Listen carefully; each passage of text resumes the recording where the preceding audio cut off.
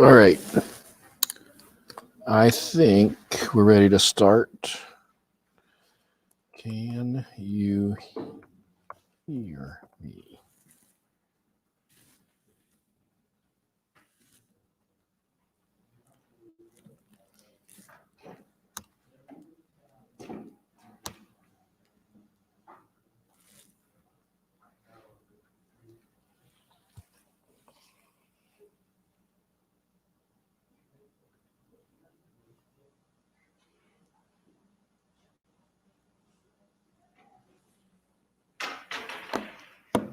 All right, well, I'm going to try to start. Hopefully, if the people watching at home cannot hear me, they'll let us know. And hopefully that won't be a thing today. Check it out. What time is it? 3 minutes. 11:03. This might be the best one yet. So everything's bound to be broken. All right. I am going to go add the stream. Can you guys hear me? I guess if they can't hear me, they'll tell me. It's kind of annoying. See, I had this plan. I was going to be on YouTube on my phone, listening in my ear thing to check if I could hear me, and it's not loading the video. My channel. Play. It's not loading the video. But it worked. Sweet. My channel. Stop. No, don't play anymore. Close YouTube. There. Sweet. That only took an extra minute. Outstanding. What were we talking about this week? What did we talk about yesterday? Besides quiz questions, homework questions. What was yesterday's topic? I remember. I'm testing you guys. Lean manufacturing. What does lean manufacturing sort of mean to us? Why do we bother to talk about lean manufacturing at all? Why would a course about manufacturing talk about lean?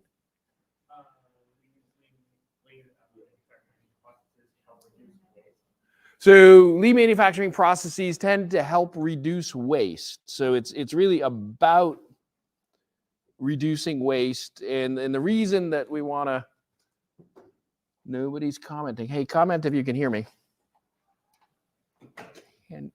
Can you hear me? Okay. If they, right, they'll tell me if they can't, right? When they see me waving my arms around and moving. Oh, wait, we checked. Yeah, I checked. All right, they can hear me. So lean manufacturing is about eliminating waste. Why do we want to eliminate waste in manufacturing? Don't worry, this ties into today's topic also. We want to save money. This is America. We don't need to save money. We just spend. In fact, did you know something like 40% of the currency that's in circulation right now was printed in the last year? But how much inflation did you see besides gas prices? Rent. Your rent's been going up, right? Tuition. Anybody want to guess? I went to WPI. Anybody want to guess what tuition, room and board cost, room and board books cost when I was a student here at WPI? Any guesses? Any guesses? Let me tell you that last year, I spent more on my education just last year than I paid for any of those 4 years by, like buying books and going to seminars and stuff like that. And last year was not a travel year. Anyone want to guess? What do you guys pay? What's like what's the published number? It's like 65 or something. The published number is 65, and then they talk about the inherent discount because they elevate the price and then give everybody a little bit of financial aid, except not quite everybody, right? I bet there's people in the room that didn't get no financial aid. How to reward people? You didn't get financial aid because your parents make too much money. I guess I get it because we want to spread it. 20,000, by the way. Actually, it was like 18 my freshman year. A year, yeah. It was still a high. That was a lot of money my freshman year. Anyways, so we're doing lean manufacturing because we want to save money. But why do we want to save money? What's our objective? What's our objective? Make a profit. We want to make a profit, right? And so this value minus cost equals profit. In fact, I want to make a profit over time. So I like that first derivative of profit. So because we're engineers, we don't actually do the mathy part of first derivatives, right? We just divide by time. And if we want to get more precise, we could get smaller time increments and we could plot them on a graph and see how it changes over time, right? But we're engineers, so we're gonna do the easy math. So we want to make a profit. Value minus cost. How do we know if we're delivering value, right? This was our second lecture of the term, was about quality, right? What is it that the customer wants? Because we got to deliver the value, and if we're doing lean manufacturing, we want to reduce the cost. It's about increasing our profit, because this week we're talking about the economics of manufacturing, right? And so if we're trying to increase our profit to do this economics of manufacturing, we want to make sure that we deliver value to the customers. Is that true? So we talked about this before. How do we know that we're delivering value to the customers? They order the part again. So if whether it's a business to consumer kind of relationship, when we're selling to people, if they buy more of the stuff we're selling, we know that we're delivering value to them. If it's a B2C, B2B, so if we're selling our stuff to other businesses, if they reorder from us, they might not reorder the same part, but if they reorder more parts from us, we know that we're doing a good job. What happens if we ship crap to the customer?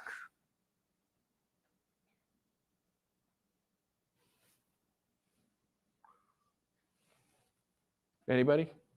What happens if we ship stuff to the customer doesn't want? Yeah. They complain. That's the lightest penalty that we get, is they complain. What else happens? Oh, that damn internet and all of those customer review things. Did you know that even machine shops have customer reviews? Like, I wouldn't have thunk it, but I've been looking at a bunch of different machine shops for a different project, and one of the things you look at to evaluate whether or not it's a good machine shop is, do they have customer reviews? No, not all of them will have that, but some of them do. And they usually say, like, these guys are amazing. I went in there with my broken whatchamacallit and they fixed it for me. So that's clearly the consumer off the street walking in, not the B2B kind of thing. But yeah, even machine shops have reviews these days. So, and people who run businesses, people who do purchasing for businesses and stuff, adults, I guess you guys are adults now, right? Legally, right? You all could go to jail for breaking the law now. Yeah. So, but so who's been looking for a job in the past, like a co-op job or just a job? What's the number one way to find a job? Yeah. Use the internet. Okay. You ever get advice about job hunting? What's the number one way to find a job typically? Know somebody, right? So one of the things you can do on the internet is get to know the hiring managers, right? So anybody on LinkedIn?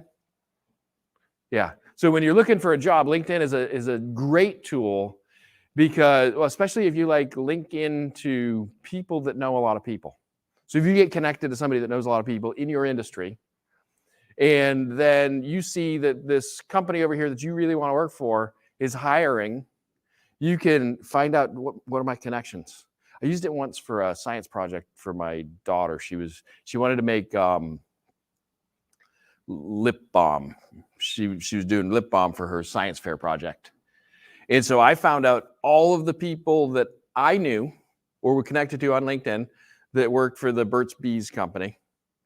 And then when we were going to visit my parents for Christmas, we stopped in at one of their factories, and she got to meet with the people that make the Burt's Bees thing for her. She, by the way, at 11 years old, she was not impressed with my LinkedIn savvy.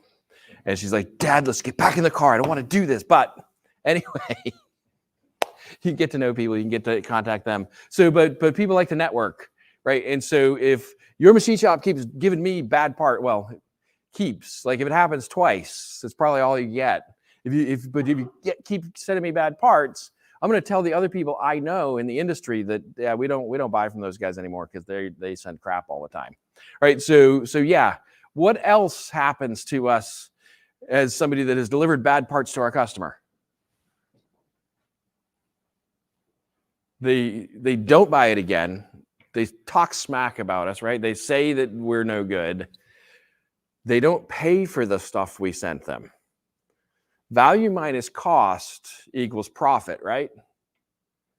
And when value goes to zero and cost doesn't go to zero, it's hard to make a profit, right? Because you already sent the stuff to the people, right? You sent your customer the parts. If they don't pay you for those parts, you still had all those costs. It's not like, well, yeah, I cut it up into little pieces and I machined it and I shipped it to the customer, but Mr. Material Supplier, I can't pay you for the material because they didn't pay me for the parts. That conversation doesn't repeat well, right? You might get away with it that one time as long as you're never going to try to buy material from that company again. I mean, get away with it. You may or anyways. So you don't get paid, profit goes away. Even so, if they complain, right? Who was the first one that said complain? Somebody over here said complain, right? When you send them bad parts, they complain about it. So if they complain about getting a bad part, what could you do? Besides offer to not charge them for it, right? Because you really want to get paid for that part. You've already got all that sunk cost into it. You already spent all that money, yeah. You could, but that's sort of like not asking them to pay for the previous one. You could actually get the part back from them and fix it. So you could offer to do rework on the part. And so maybe your cost goes up because you'd had to get the part back. You have to pay shipping both ways and all that stuff. But you do rework on the part. And maybe you don't lose as much money. Maybe if your initial price was high enough, maybe you still make a profit even after you do that rework. Right? This happens because sometimes you make a part the customer doesn't want because of poor communication. Sometimes it's actually the customer's fault. In fact, often I've seen it be the customer's fault. Problem is they still don't want to pay it for it, even when it's their fault. And so you've got to do something to make the customer feel happy. So you do this rework, you might still make a profit. It's a smaller profit. But we want to avoid that too, right? So we certainly want to avoid not getting paid. We want to avoid all the bad publicity. And yeah, we want to avoid doing rework and having to have extra cost. So how do we make sure we don't ship bad parts to the customer? Yes. We'll do quality control. And so today we're going to focus on metrology, which is a part of quality control, right? It's measuring. And so as engineers, especially manufacturing engineers, when we do measuring, there's two purposes. The one purpose is the one we just talked about, not sending crap to the customers, right? Because if we send bad parts to the customers, all these bad things happen to our company fails, we don't have a job, we have to move back into our parents' basement, and nobody wants to do that, right? By the way, freeload off your parents for as long as you can get away with it. After you graduate, just put the money away, pay off your student loans, especially with what they charge you here. And if you're not freeloading off your parents, Live like a student for as long as you can stand it. Keep roommates. Don't buy a new car. Do all that stuff. Invest your money. Pay off your loans. All right. I guess we're talking about economics. So financial advice for young people. Live like a student for as long as you can stand it. I am going to then now hide that. I'm going to go back to screen sharing. I'm going to exit solo layout. Now we're sharing the screen. Go over here to this one, but we're not going to have a 10-minute delay before we start. But I also don't want to watch this. Oh, actually, this is kind of a cute video, but you can go back to this presentation. You can click the video later. I don't want to do that. I do want to stop that from making noise. This button? Nope, not that button. I hate this. There. Oh, that's not what I wanted to do. There you go. We'll start on that one. But for now,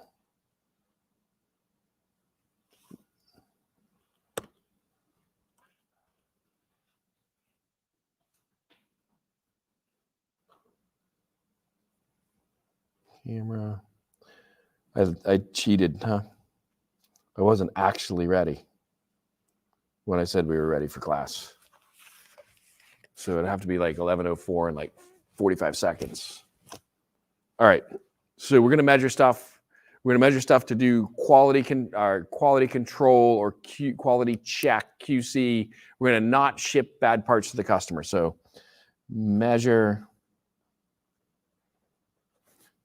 to not ship bad parts.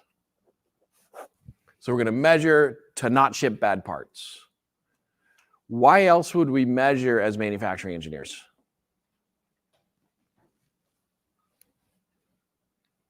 So we want to not ship bad parts. What else?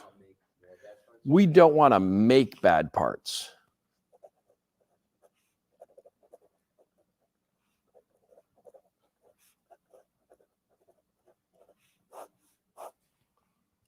We want to measure to not make bad parts.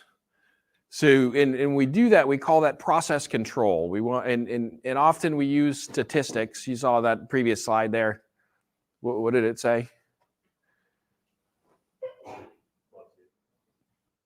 Statistics show that teen pregnancy drops off significantly after age 25.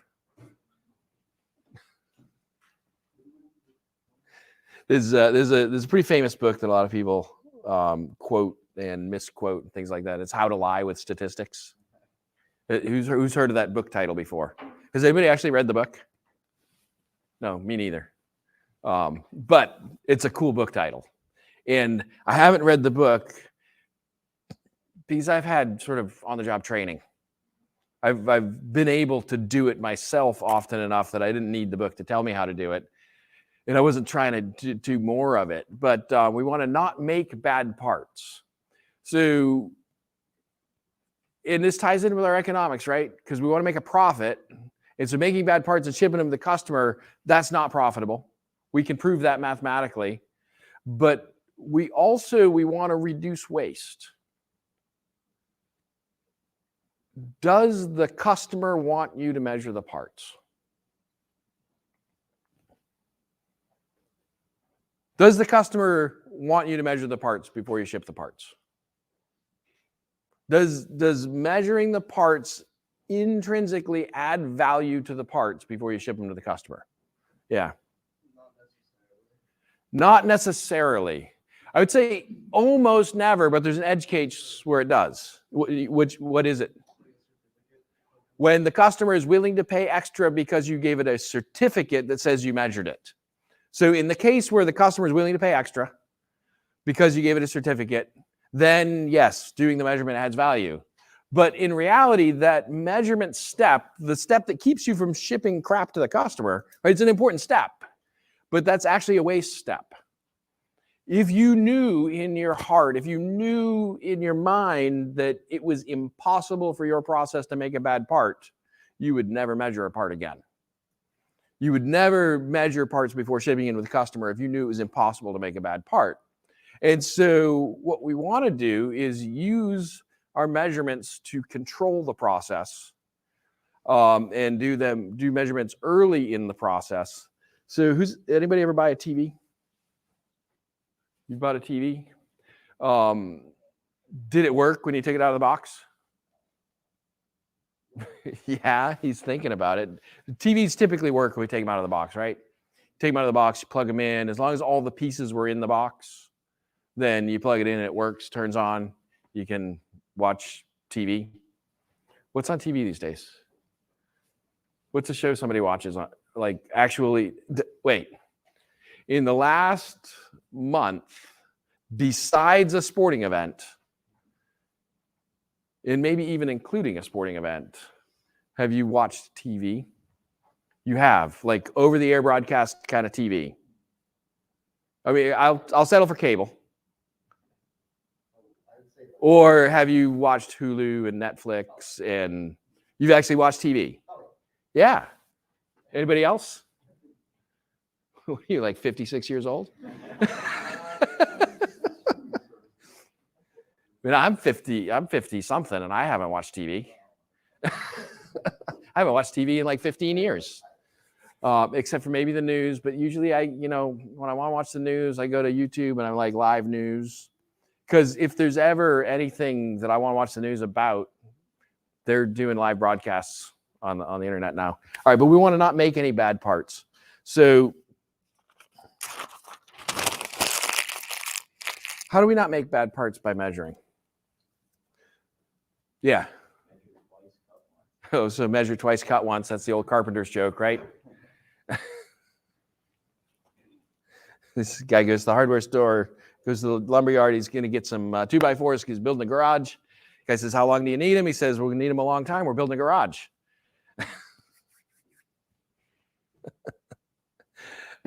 So let's think about it. What are the kind of things that we're going to measure as engineers controlling a process in manufacturing? What are the kind of things you're going to measure? I'm ready. Poised to write down the things. Just shout them out. Dimensions. Somebody said power. I'll write it down. But it probably doesn't impact our ability to give a good part to the customer unless it was so much power that the machine stopped. Yeah.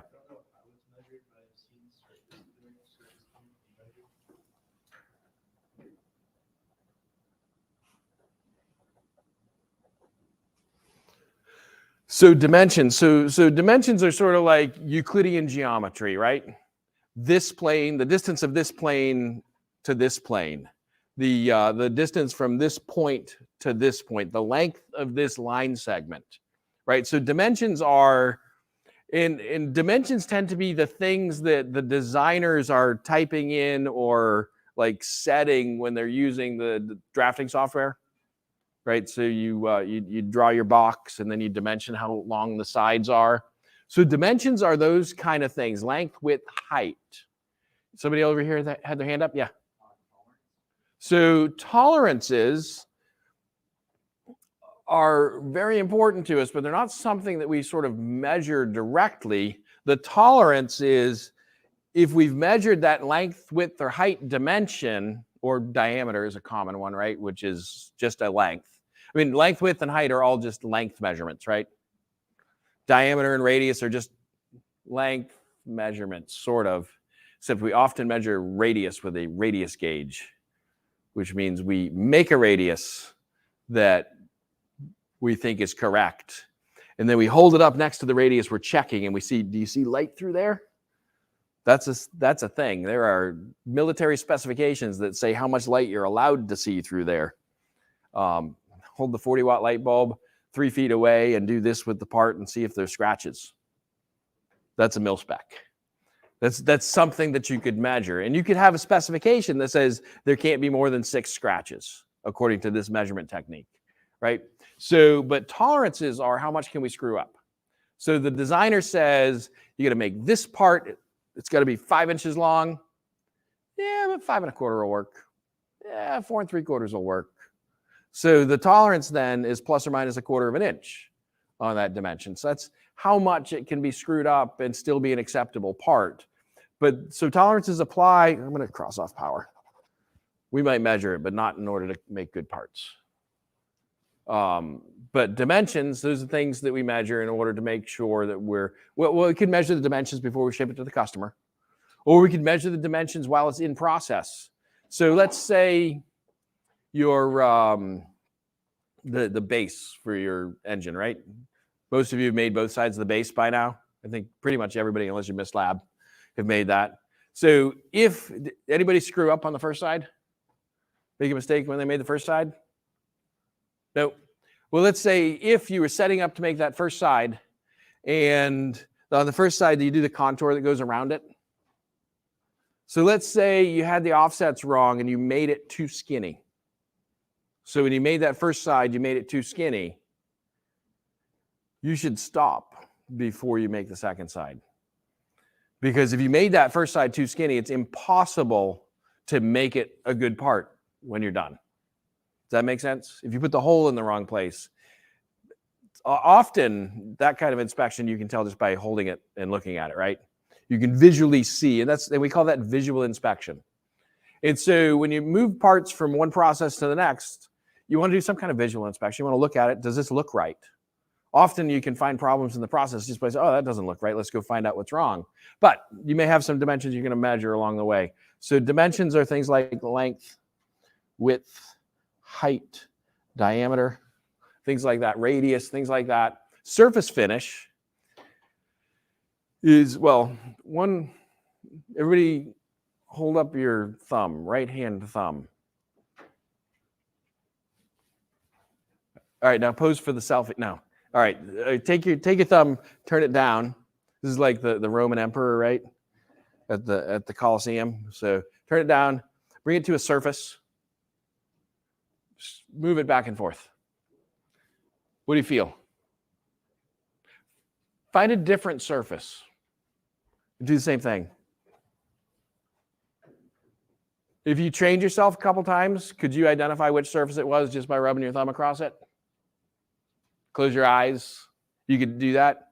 So it turns out that with that thumb or the tip of the finger or the fingernail, often we use the thumb, I guess because it's the biggest one, it's easiest to hit the target. You can, no, I don't want to test this thing and see if it's going to actually disconnect. I didn't leave the room, did I? Come on, now go away. Come on.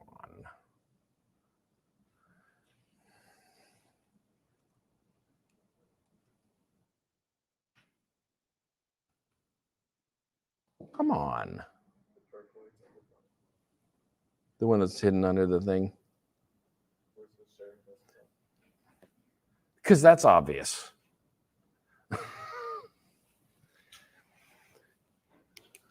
A 10,000th of an inch. That was what I was about to say when I get distracted. Screw it. Let it time out. You can rub your thumb across something. You can feel like a 10,000th of an inch. And it's a method that we use. 2454 52 2452. Stop. All right, that should last for another 10, 15 minutes now. It's a method that's commonly used to measure surface finish. You actually take a specimen that you know what the surface finish on it is, and you rub your thumb across it. Let's say this is my test specimen. Back when I used to be prepared for a class, I would have one in my back pocket, and I would take it out. They come in little leather pouches. They're kind of cool. I do this with my thumb on the surface. I do that. I say, no, it's not that one. Find another spot. Oh, yeah, those are the same. And then I look at what it says, and it says, this is a 10 micro-inch surface finish. And so when they do that, what you're doing when you're looking at the surface finish is you're actually measuring a bunch of heights, right? So if you could imagine this, if you took so you could take this surface, and you could say, all right, what's the height here? Then move over, say, 10 micrometers. So 10 thousandths of a millimeter. And say, all right, what's the height here? And then you repeat that in maybe 1,000 by 1,000 square. You could get a three-dimensional map of that surface, right? You get a map of that surface. Now let's just assume we could talk about it in 3D, but wouldn't it be cool to extract just one profile out of that, just one slice of that surface, because it makes the math easier, right? When we do modeling, we want to make the math easier. So you might see something that looks like this going across the surface. If you took one profile out of that, so you can all visualize that in your head. And so in reality, there's a whole series of those kind of profiles. And in that series, these peaks might line up with each other. They might not. But so if you had something like that, you could actually get a mean line. So you find out what's the mean value of that line. Actually, if it was like off at an angle, if it was tipped, you could level it by finding the best fit line and subtracting at each point the best fit point. So you'd actually make a mean line. You could set that mean line equal to 0 because you could put it on an arbitrary scale. And so when we say something is like a 5 micro-inch surface finish, what they mean there is the average distance of each point from that line. They don't care if it's positive or negative, just the average distance of the point from the line. That's average roughness. They call it RA, R for roughness because we're engineers, we're not inventive. A for mean. I mean average. So RA. And that's the most commonly used surface roughness parameter in the United States. They actually use the root mean square value. They call it RQ in Europe and Asia. But it's roughly the same thing, right? It's either the average or the RMS value. It's how far sort of are the points from the line. It's the most commonly used one because, well, it was the easiest one to calculate when we started doing this back in the 1920s and 30s.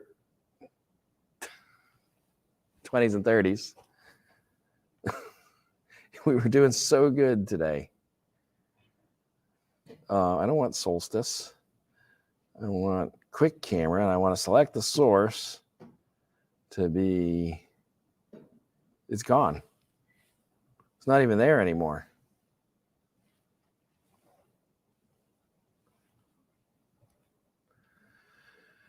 Well, hey, I'll just hold it up. Do you guys see it? Can you guys, oh, they can't see it because it's just a, oh, come on. Piss me off.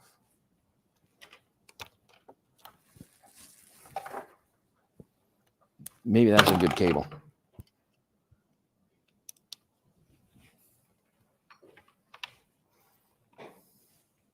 Somebody should make a petition that they put a document camera in this room.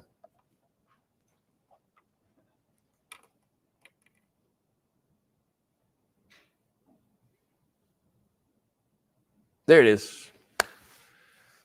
Somebody remind me to get that power charging thing later. RA, it's because it was easy math to do. We picked RA because it was easy math to do. It doesn't tell you that much about the surface, does it? For example, mathematically,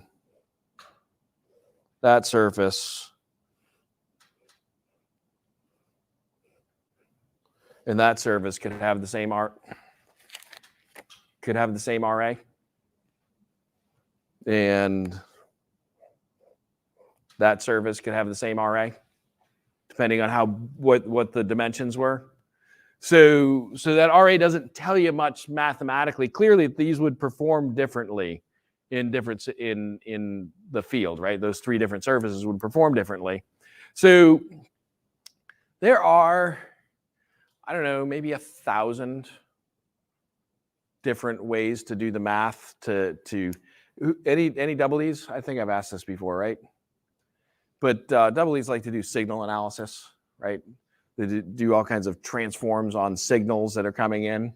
So you basically any double E kind of signal analysis transform you could do on a signal, you could apply to one of these profiles.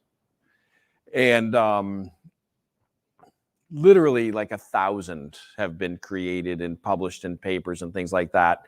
There's maybe 150 that are standardized and written into standards that people use. And so if you're the designer and you've specified a surface finish on your part, now typically the designers aren't paying attention and they just say it needs to be a 5 RA or something like that.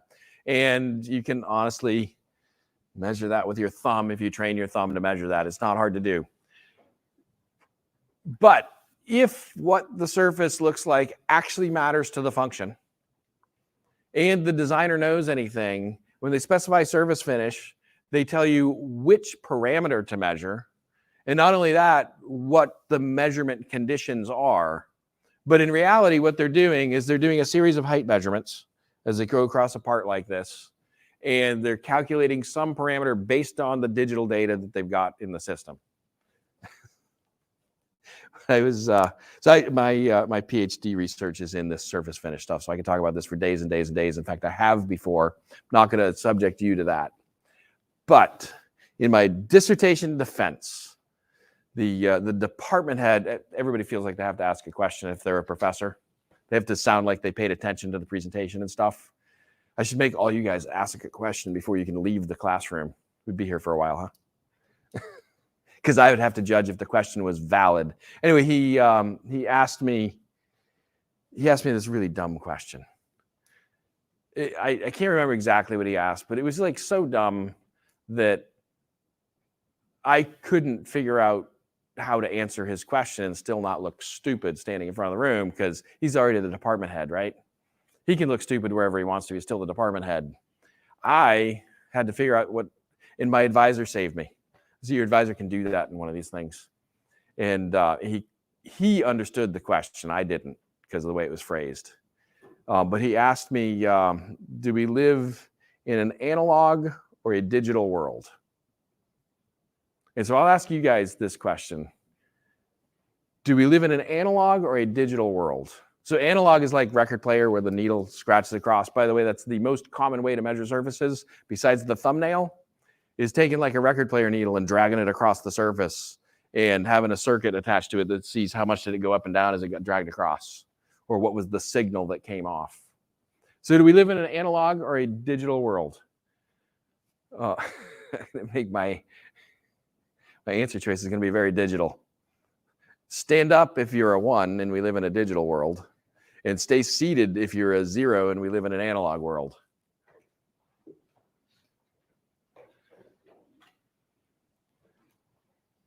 So all the zeros stay seated, all the 1s stand up, right? So it's a digital answer to the question. Or you guys can sit back down. I was just curious what the room thought. My answer was way cooler. Oh, do you have a different answer?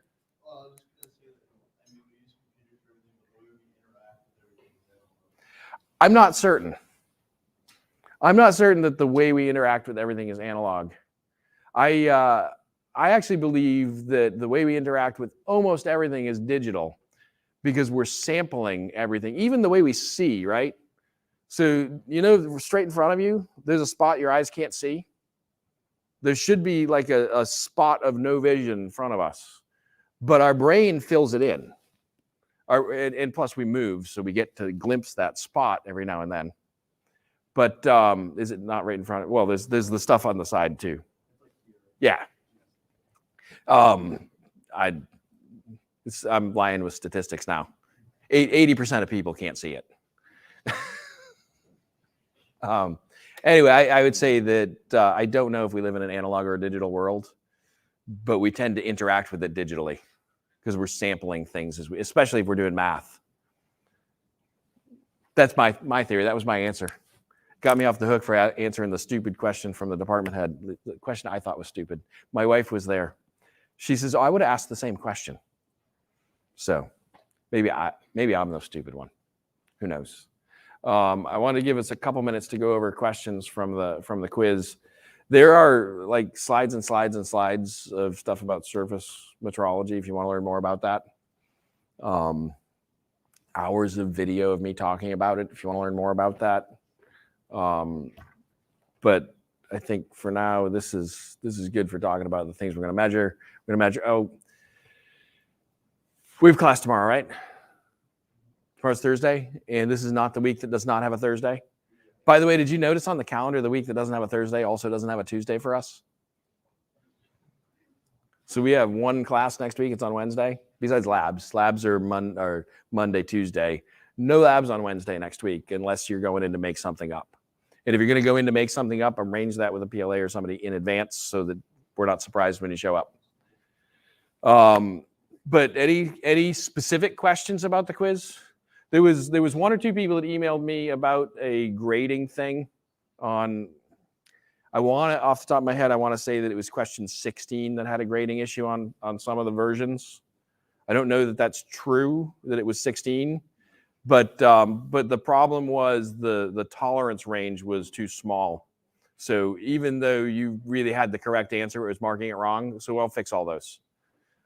If you note that happened to you, please email. Yeah, if you're going to email about a specific question on the quiz, email ME1800 and question in the question number. That way I can sort them quickly and find all of them and do them all at once.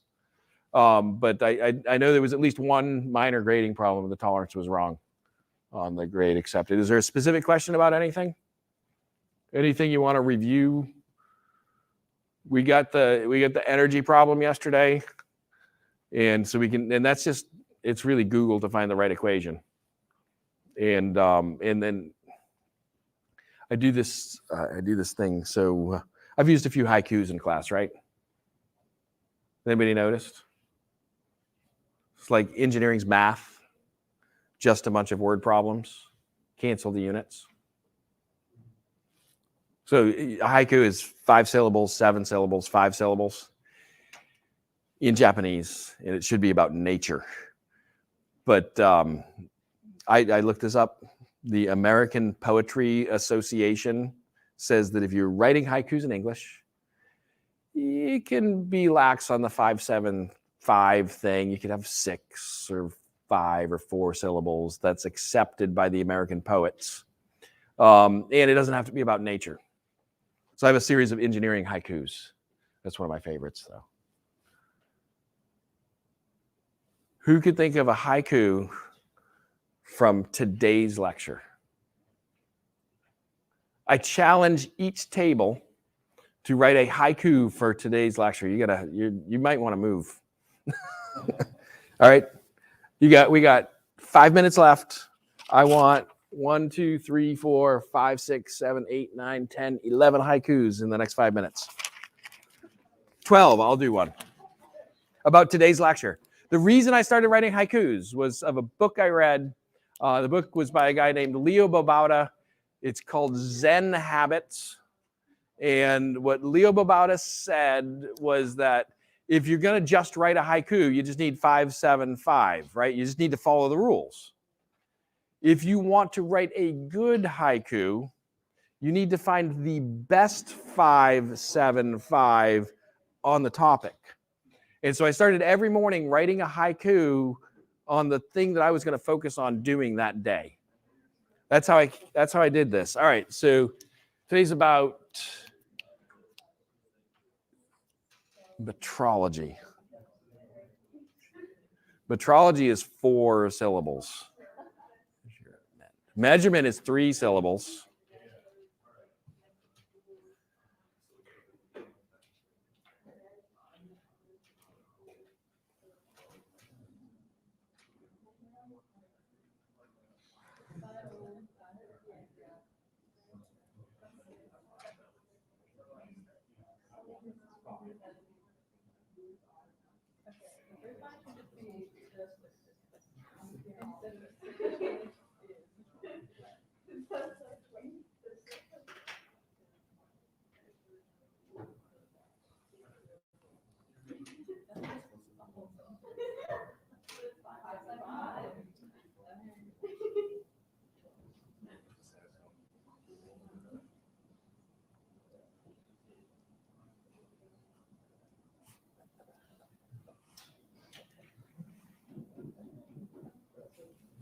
Little technique here.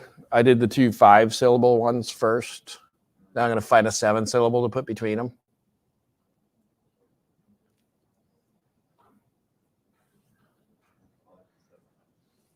Right, tells us how we did. Yeah, okay. It's easy.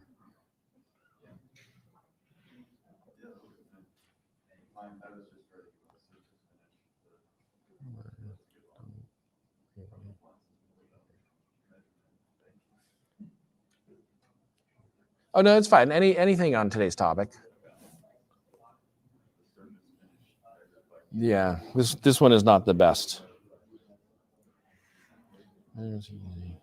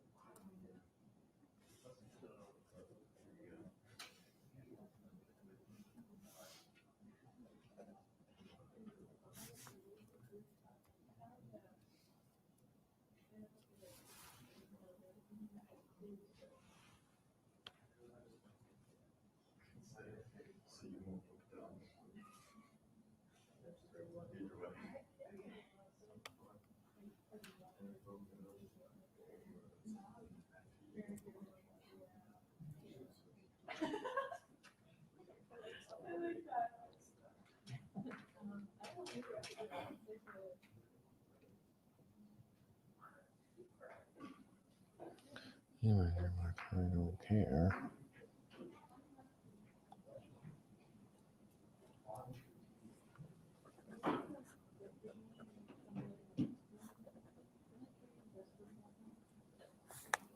There. All right.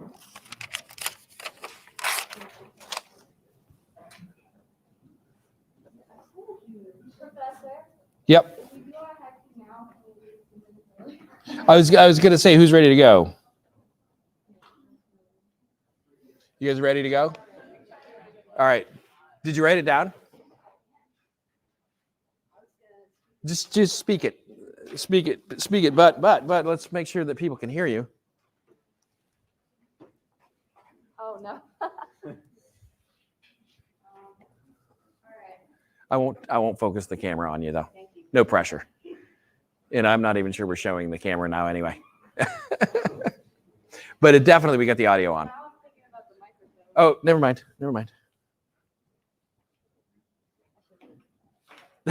Who else? Who's ready to go? You guys ready? You want me to read it? All right. Manufacturing, quantifiably lean, and our true source of joy. Wow. These guys get extra points on the quiz. You guys ready? No? You want to read it or you got it written? You want me to read it? Oh, all right, you read it. The surface finish measured by needle or thumb means you won't be glum. Surface finish measured by. Who's ready? You guys can go. You want me to read it? I can read it. Profit and value, determining quality. Do not ship bad parts. That could be like a logo for a company. What do you got? Oh, this is solo too. Need to measure right or else the customer bails. Now we won't get paid. I like it. Oh yeah, they don't have to rhyme, right? You guys ready? Still working on it? Okay. Measurement is key. Part of manufacturing is metrology. Measurement is key. Part of manufacturing is metrology. You got it? Measure twice, cut once. Create value, minus the cost, meet customer needs. It could also be a slogan for a company, but it's way more boring than theirs. But it's like yours was like written by committee. Theirs was written by like the marketing group. What do you got? You want to read that bottom one? All right. Manufacturings. Manufacturing. Okay, it's just handwriting thing. Manufacturing. I love manufacturing. Manufacturing. I'm gonna borrow that one. I'm totally gonna borrow that one. What do you got? Ours is measure your surface so that you can get money and repeat business. Measure your surface so you can get money and repeat business. Now, last but not least. And no, you didn't get to leave early. In fact, we stayed late. No, I fucked it up. Measure all your parts if you want your company to not go bankrupt. Measure all your parts if you want your company to not go bankrupt. Thanks, guys. That was fun.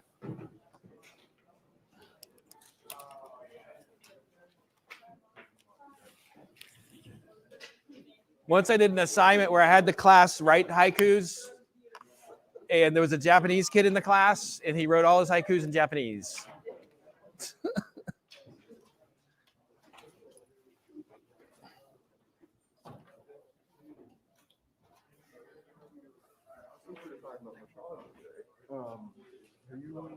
Are you familiar with Phillips Precision? Say again? Phillips Precision? Yeah. Yeah, I worked there for a little bit. Thank you, Professor. Thank you. Yeah, I used to know somebody that worked there. Well, now you met somebody who just I didn't couple the extension cords this time.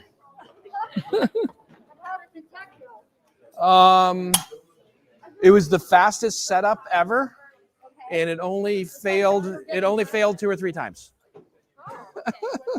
It does this thing where it keeps timing out my connection to the room. It says I've left the room and it must disconnect me.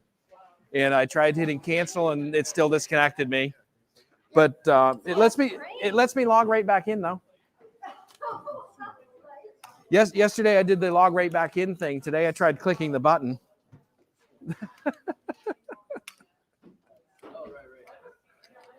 I think.